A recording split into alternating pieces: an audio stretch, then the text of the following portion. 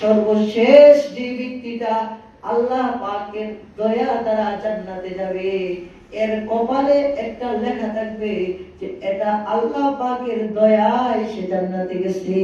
সুবহানাল্লাহ। এরকম লোককে আল্লাহ পাক এরকম 10 দুনিয়ার মধ্যে একটা জান্নাত দান করবে। সুবহানাল্লাহ। সর্বশেষ যে জান্নাতে যাবে তাকে আল্লাহ তাআলা আমরা যে পৃথিবীর মধ্যে থাকি এরকম 10 দুনিয়ার মধ্যে একটা জান্নাত আল্লাহ তাআলা কি করবেন? তাকে দান করবেন। সর্বশেষ যে ব্যক্তিরা জাহান্নাম থেকে জান্নাতে যাবে ওই ব্যক্তির ব্যাপারে হাদিসের মধ্যে আসছে ওই ব্যক্তি আল্লাহকে ডাকতে লাগবে, আল্লাহ আমাকে দয়া করো। ডাকতে ডাকতে 70,000 বছর পার হয়ে যাবে, আল্লাহ তার দিকে চাবে না। জান্নাতের দরজা জাহান্নামের দরজা মালিক তাকে ডাকতে থাকবে, তার দিকে চাবে না। 70,000 বছর পর যখন পড়তে পড়তে ছাই হয়ে যাবে, কয়লার মতো হয়ে যাবে, আল্লাহ পাক তার দিকে তাকাবেন। জান্নাতের জাহান্নামের ফেরেশতা মালিক সে বলবে, নারে অপদস্থ দুনিয়াতে থাকতে আল্লাহর নাফরমানি করেছো, প্রত্যেকদিন মসজিদে ডাক এসেছে হাইয়া আলাস সালাহ হাইয়া আলাস সালাহ, ওরে দুনিয়ার মানুষেরা নামাজের দিকে আসো, হাইয়া আলাল ফালাহ।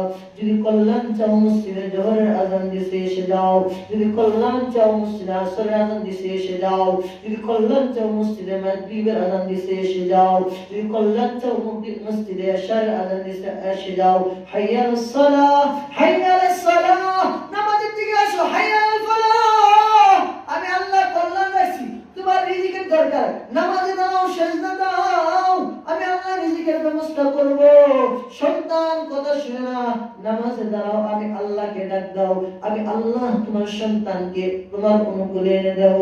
ও আমার বান্দা বান্দীরা অভাব অনটন দাও, আমি আল্লাহর কাছে চাও, নামাজে দাঁড়ায়া আমি আল্লাহ তোমার সব কিছুর ব্যবস্থাই নামাজের মাধ্যমে করে দেব। সুবহানাল্লাহ। তোকে ডাকা হয়েছিল দুনিয়াতে 5 বার, আর তোকে দেখেছে বড় মায়া করে, হাইয়া আলাস সালাহ।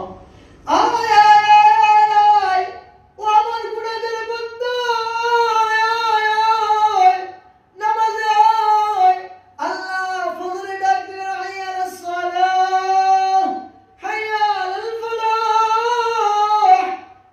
বান্দা কল্যাণ চাও তো ফজরে আয়, কিন্তু বান্দা তুই ফজরটা ঘুমায় ঘুমায় কাটাইছো, আমি আল্লাহ মনটাকে সান্ত্বনা দিলাম।